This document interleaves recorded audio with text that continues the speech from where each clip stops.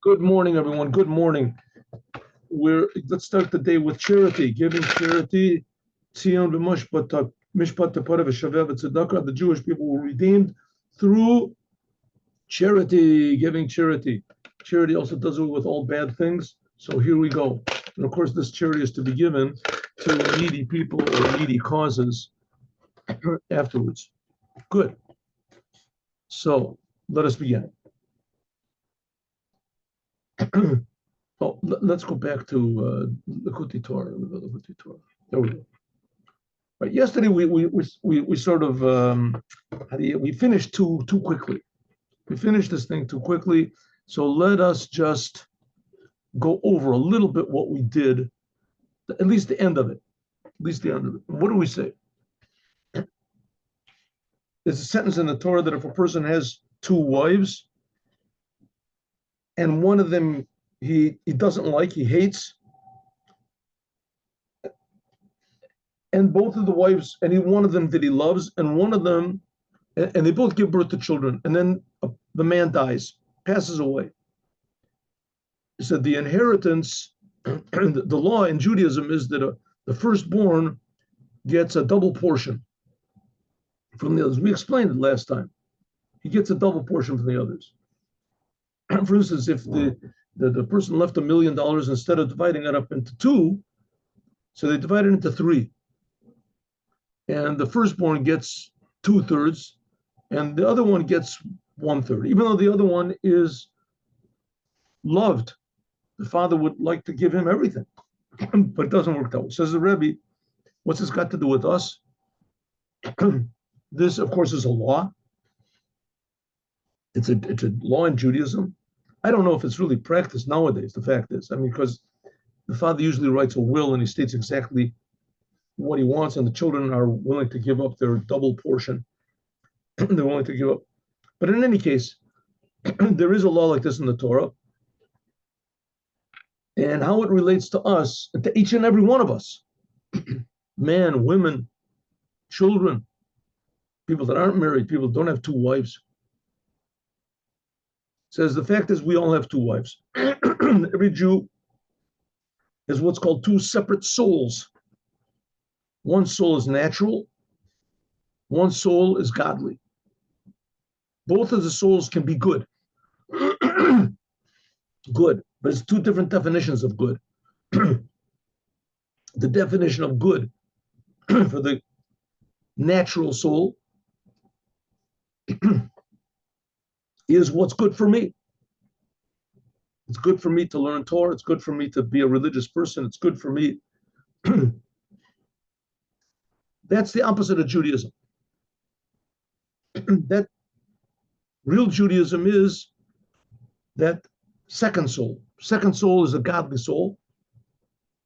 And just like a person automatically wants to do what's good for himself, a normal, natural, healthy person wants to do what's good for himself, as the godly soul wants to do what's good for God.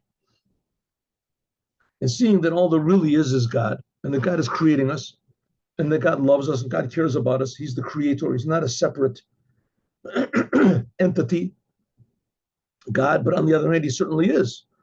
God looks at us. He cares what we do. He reacts to what we do. So these are big mysteries. But on the other hand, the godly soul is okay with these mysteries. The godly soul knows that it's God's world, and there's certain things that God wants us to understand, and certain things that we can't. But one of the things that we can understand is how good God is. And that's what the godly soul has, this love of God. And not only that, the godly soul wants that we should tame and conquer the natural soul inside of ourselves, not inside of other people. So that's the hated son becomes the one, the hated wife is the natural one. And the loved wife is the godly soul. So it says we have to give a double portion to the hated wife. Why is that? It says, well, the Rebbe said, the whole reason that there is this whole business of godly soul and animal in the world, the whole reason the world is created is only in order to refine and fix up the natural soul. Only to fix it up.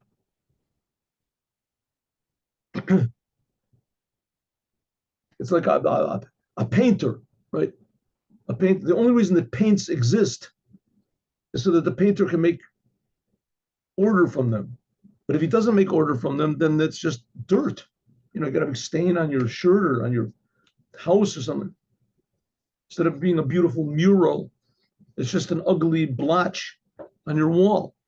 The same thing, the world. And the world on one hand is a big blotch, big meaningless nothing. But our purpose is to make order out of it. But you can imagine if there was no such things as colors or paints, then there would be no painters. The same thing is that if there was no world, there wouldn't be a godly soul. The whole purpose of the godly soul is to fix up the world. So it ends up that all this opposition that the world gives to us and all these terrible difficulties, that frustrations and pain and suffering that the world presents to us, that really that's just like the paints of a painter. That without them, there wouldn't be any painters. Without the world, we wouldn't be here. Without the natural soul, there wouldn't be any godly soul. But it's here only for us to fix it up. We have to change it, tame it. Like we said, the one who kills the dragon gets the daughter of the king. We said that before. And the dragon in this case is our natural desires, our natural egotism. And when it says to kill it, it doesn't mean we have to necessarily destroy it, but we have to transform it. Okay, that's not so easy to transform it.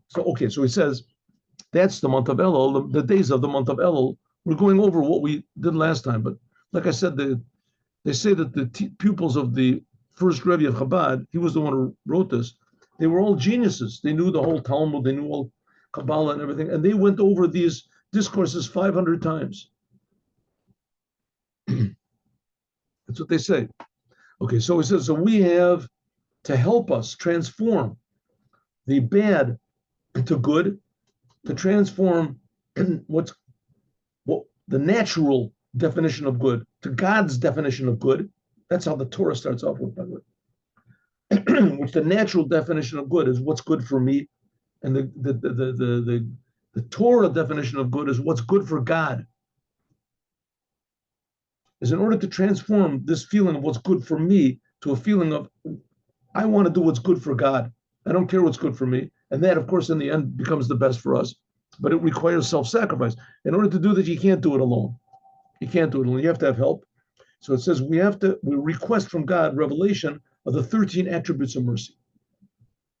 And this is called 13 rivers of, what is it called, of farsamon, of perfume. Pure perfume. Hamavarim umalabnim. This purifies and refines our sins. Shall Yisrael of the Jewish people. V'lo masachim. There shouldn't be anything dividing. Bizkalas Ratzono, revealing God's will. I mean, like people that mine for gold or for silver or even for diamonds or these things. So they come out with a bunch of dirt, and then they have to refine it. So you can say, why does God make it so difficult? Let's just make gold on the streets, and then it'll be easy to pick up. So the answer is, if there was gold on the streets and it was so abundant, maybe it wouldn't be worth anything. I mean, I'm not an economist, so nevertheless, that's the way God made it, that we have to refine things. Here the Rebbe is saying that in order for us to do our job, in order for the godly soul to accomplish the task for which it's created, namely to refine this world, is there has to be new powers revealed that were not revealed even in heaven. New powers revealed that the soul did not even have when it was in heaven. To come down into the world and to fix up the world, there has to be new weapons, new enemy, new weapons. When the soul was in heaven, it didn't have any enemies at all. Coming down, it has a vicious, terrible enemy. And who is the enemy? Me, myself. A person's self becomes his own enemy, right? And your natural desires, it's very, very delicate to discern who the enemy is and who your friend is, right? And yourself. So therefore, God gives us what's called 13 attributes of mercy. He helps us. The days of the month of Elul, they are special, to arouse these 13 attributes of mercy. Yom Kippur, in the days of Yom Kippur, in the day of Yom Kippur, that's 10 days after Elul, right? After Elul. The end of Elul is Rosh Hashanah. 10 days later is Yom Kippurim. Yom Kippurim is the day of forgiveness. Who Yitkalus, this is the revealing of God's will. Kamo, just like Be'et Shechatu Yisrael, when the Jewish people sinned with the golden calf. Worst sin in the history of the world. God personally told them not, but the second commandment of the 10 commandments, don't worship any other gods, only the God that took you out of Egypt. Right? The first commandment is I am God took you out of Egypt. The second commandment is don't worship any other gods. All the Jews heard it. A Jew saw God as his face to face, pani b'pani. Their souls jumped out of their bodies. There was no doubt to them that God was speaking, that they shouldn't worship any other idols, any other powers, any whatever. And 40 days later, they all worshiped the golden calf. Incorrigible. How can you fix up a thing like that? So Moses requested the 13 attributes of mercy. That's where it comes from, the 13 attributes of mercy. Moses asked God for forgiveness. God gave Moses the 13 attributes of mercy. Their total revelation was when Moses received the second tablets, and that was on Yom Kippur. It was announced to the Jewish people, Slicha b'Yom Kippur, that they have been forgiven on Yom Kippur. Because then, who is Galus or Ratzon is the revelation of God's will. In other words, Yom Kippurim is not the day of atonement. I mean, it's also a day of atonement, but the main thing of the day it's a day of forgiveness. Kippur means to be forgiven, cleaned. Cleaning day, Yom Kippur. It's the day when God forgives all sins. Huh? Pretty good. Because you have to want to be forgiven, but you don't have to want it. And so desperately. Of course, when Yom Kippur is finished, so life returns normal. You still have your same urges. Your same. It doesn't take away your, right? It doesn't lobotomize you or something that you have no personality left. You can't do sins anymore. After the day of Yom Kippur, you can do whatever you want. But you remember on Yom Kippur that God is real and that God is really good and that God really cares about you. And you feel cleaned. Ahava Raba. This is this tremendous, this 13 attributes of mercy. It's almost the same thing as another new thing that's revealed to the soul when it's in the world. Ahava Raba. It's a tremendous, infinite love. This is the third level of love that's written in Shema Yisrael.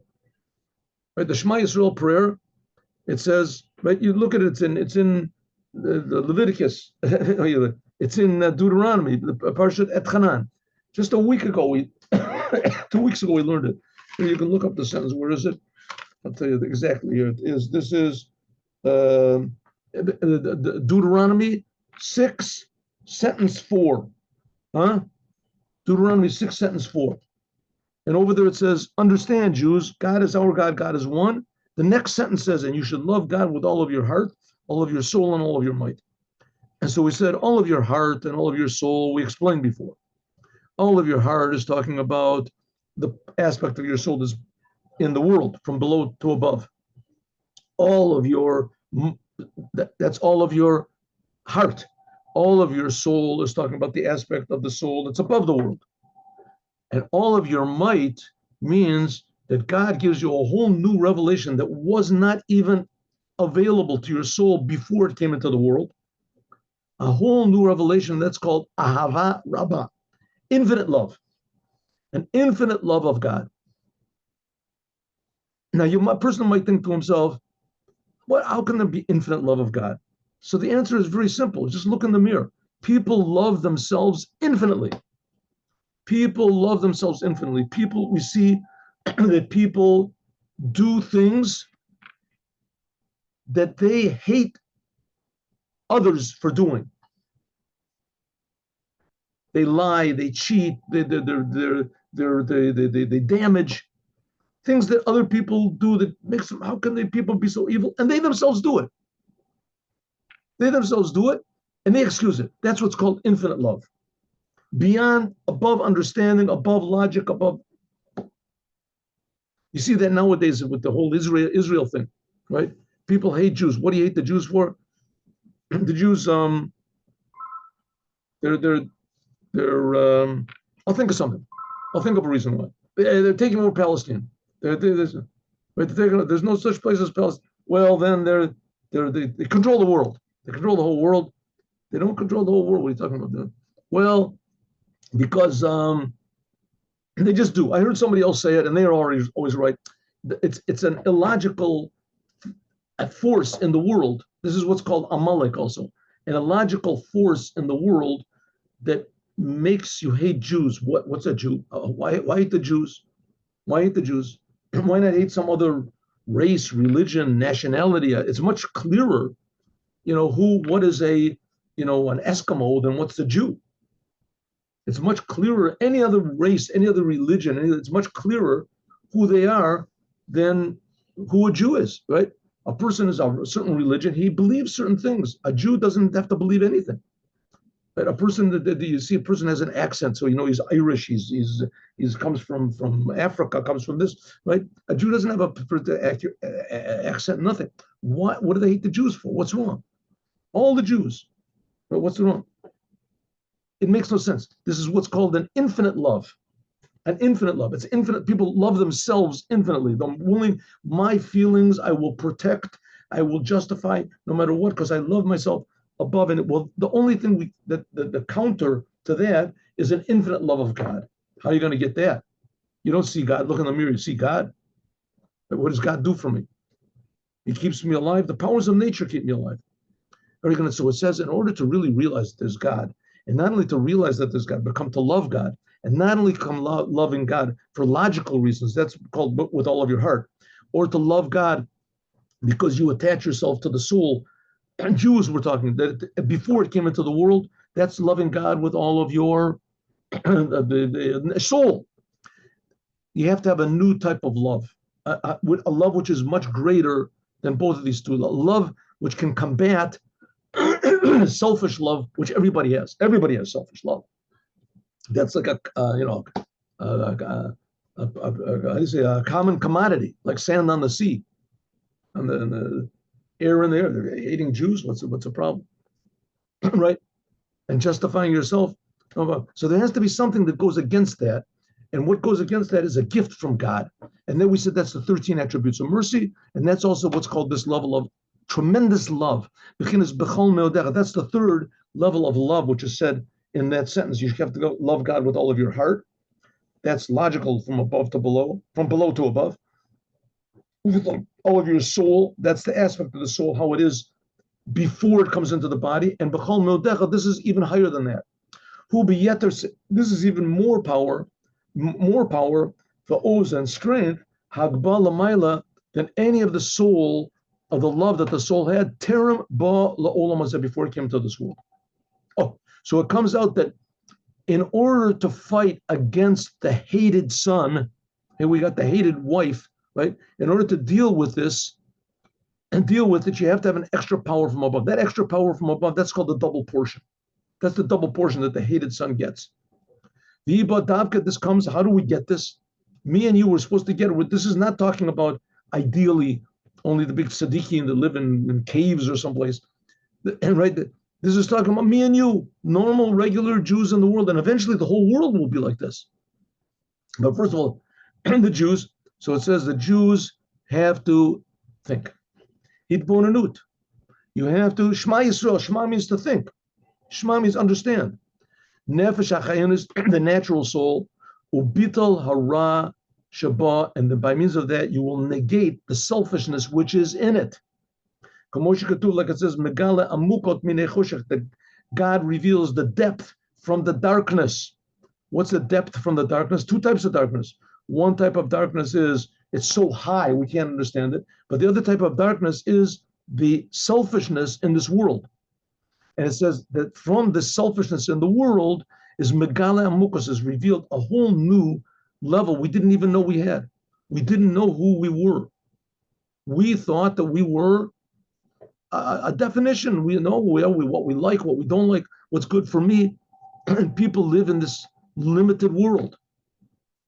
I think I told you, maybe I told you 100 times, that self-improvement books are all over the internet, self-improvement courses and books, because people realize that if they go according to their own nature, that they'll never succeed, that they'll never be what they want, that they're locked in a little world, a little, like I say, comfort zone, and they can't get out of it. And they can't reveal who they are. So here the Rebbe is saying, and we're talking about, this is true, but the goal is not to be successful and win friends and influence people or to go to heaven. The goal is to be what God wants us to be godly people. In other words, what does it mean? Dynamic, that everything we do is expressing the Creator. Everything we do is a gift of love. You have a family, you have a business, you have a job, you have a car. Everything you do with the awareness that, wow, I'm being created by God. This is a big miracle. But I want to do as much as I can to do good and to refrain from bad, not to get angry. Okay, Yisro or min and like a better type of light that comes from the darkness, like it's written in another place. V'zeo, that's what it means. Tachlis, you read this in the Shema. That's the whole purpose of the soul coming down into this world. Levarer, to refine, ulalaben, and to clean the bad, shebenafsha bahamis, in the godlies, in the natural soul. In order Ahava Raba, that you can reach this tremendous love. Obira davar, an explanation. That's the whole purpose we're here.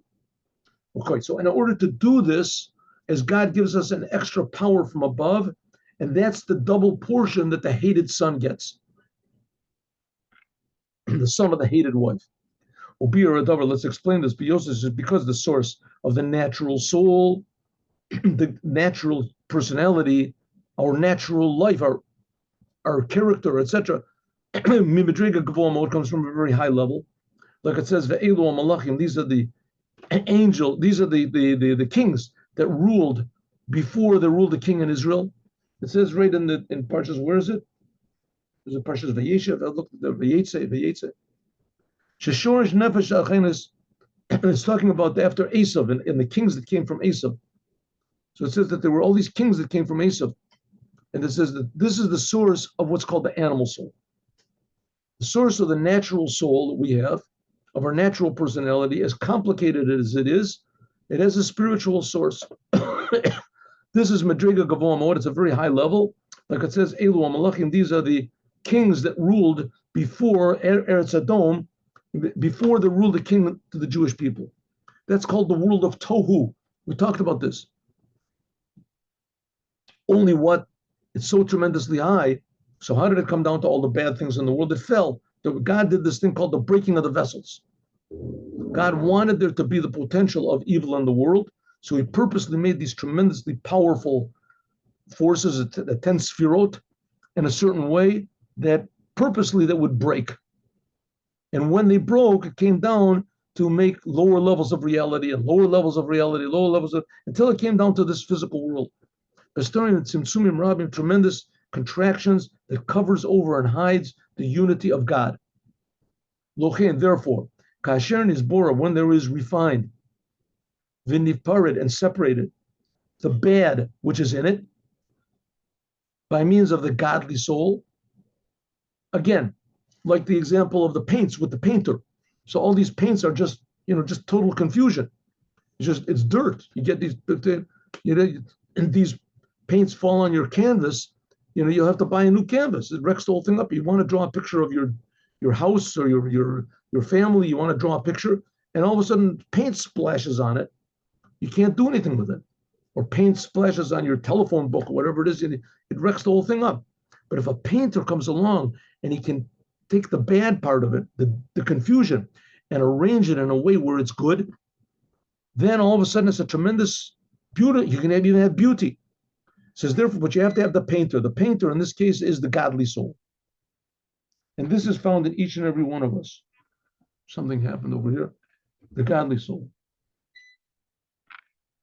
And it reaches a tremendous level of love with more power than before it came down. There's a power shortage, and we're going just on this battery of here.